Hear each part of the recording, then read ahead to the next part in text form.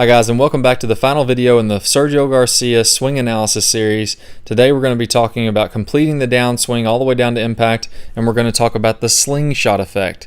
We're going to talk about how your hands, arms, and body work to really snap this club through impact and greatly maximize your club head speed. Let's go ahead and get started.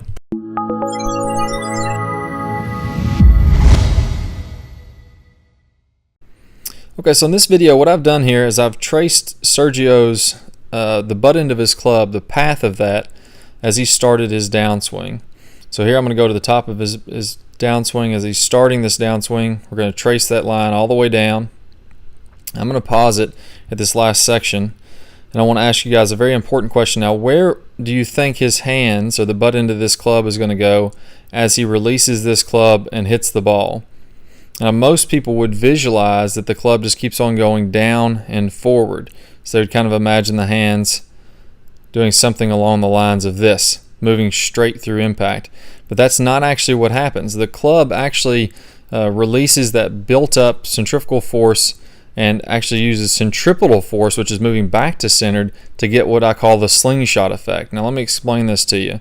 What you'll notice here is that the club actually starts to move, or the butt end of the club actually starts to move back upward. Let me move that piece there. And it's quite a bit different path than what we originally had mapped out. So you'll notice through impact the club is moving back upward to make a slingshot with the actual shaft of the club. So the hands are moving upward through the release. Now this is something we talk about a lot with the rotary swing. We talk a lot about how in the downswing we load the legs up, we're almost squatting down a little bit, and then as you want to release that club, the legs should be driving upward and the hands actually decelerate a bit to release that golf club. And that's exactly what you're going to see Sergio doing here and getting a maximum amount of really slingshot there at the end. You can see that rapid change in direction. And I'll go ahead and illustrate this a different way to show you how this can really help to accelerate the club.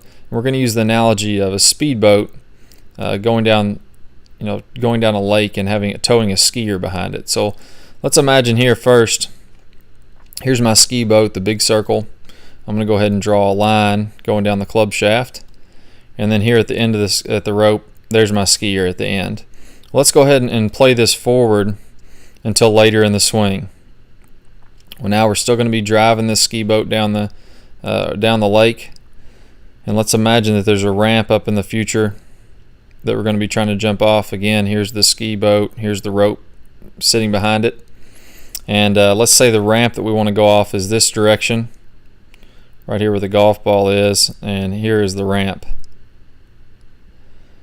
So as this boat is towing this skier around, what we'll see here is as it keeps on going, well, the boat starts to change direction and it begins to whip that skier back the other way.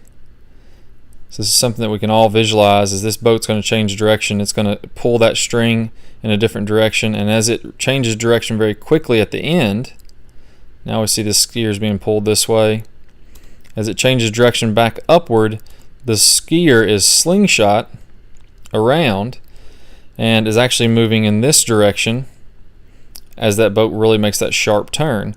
This is something I used to give some lessons to someone who coached water skiing and long jump in water skiing. He said that a boat could be moving down the lake at about 40 miles an hour, and it makes a turn as it slingshots a skier off the end of the rope, and the skier themselves can reach up to 70 or 75 miles an hour. So it acts as a multiplier, and the exact same physics are working here in golf. So really what we want to focus on as we're doing this, as we're getting the slingshot effect, is not accelerating the hands through impact. We're actually getting a force that's going the opposite way of impact. Our legs and our body are driving upward by driving this lead ankle into the ground. So I'm pushing down with this lead ankle. That's driving my body upward, and my hands are actually slowing down to let this club head go ahead and be released to the target. And you can see as he comes on through here, the hands are actually slowing down. Those frames are moving much slower through impact, and the hands are barely moving actually through impact. So let's go ahead and do 4 frames. 1, 2, 3, 4. Let's go ahead and do 8. 5, 6, 7, 8. And the hands have only moved a few inches. The club moved several feet there. So we can see how efficient this is in accelerating the golf club. So that may change your perception a little bit on how the swing actually works, and now we can see from here, that sharp change direction, how the swing actually works and how we release the club. So really work on that lower body, work on posting up, work on letting those arms slow to release the club, and I have a couple videos I'd like for you to watch to work on this. All right, so I hope you guys really enjoyed this video. A great video that goes hand in hand with this is the lose the right hand at impact video, where you're actually feeling like you're letting go with that right hand and feeling like the club is going to accelerate on its own. So we're going to let this club accelerate instead of trying to accelerate. That's a great video, and I'm actually going to attach the lag plus speed drill, which is really going to help you to work on this acceleration right at impact. That's a great drill. I'm going to play just a short preview of this. If you want to watch that entire video, click the link at the bottom of the screen or in the description below. And as always, guys, post any comments that you have. I'll be glad to answer any of your questions. I really look forward to talking with you guys much more on YouTube, answering your questions and interacting with you guys. I really appreciate you all. If you enjoyed this video, click the like button or +1 this video on Google, and I will see you guys soon. Good luck. Do you feel like the harder you swing, the less distance you're getting?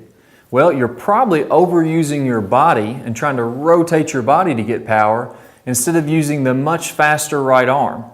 Notice as I swing this stick into the bag how slowly my body moves and how quickly the stick can move when I use my right arm for speed. I was able to generate this speed by doing two actions. The first was throwing the right arm. That's what gets the speed in the swing. And the second was adding lag by keeping my right wrist very, very soft. If you want to become the longest hitter in your foursome, you're going to want to watch this video. So the best way to start to incorporate the right arm and to get some speed from this right arm is by doing the throw the ball drill. And if you haven't seen the full throw the ball drill video that's on the website, watch that first. I'm not going to go through the entire drill here and give you the ins and outs of it, but I'm just going to give you kind of a brief overview and how it relates to what we're trying to accomplish with clubhead speed. So watch the throw the ball drill first and then come back if you've not already done so. Once you've done that, what I want you to do as you're performing this drill is you're going to set up to a ball just as it would be at address. Put one ball on the ground there, and then hold another ball in your right hand. And as you turn back, I want you to make a simulated golf swing. So we're going to get some speed into this, and most people when they first start to do this, they get this arm way back here behind their head and they're really trying to load up and throw this ball as hard as they can at the ground. That's not exactly what we want to do. We're trying to replicate an actual golf swing, so I want to make sure that you keep this right arm in front of your torso as you turn back, and don't let that right arm and that right elbow fly away from your body. Now from there,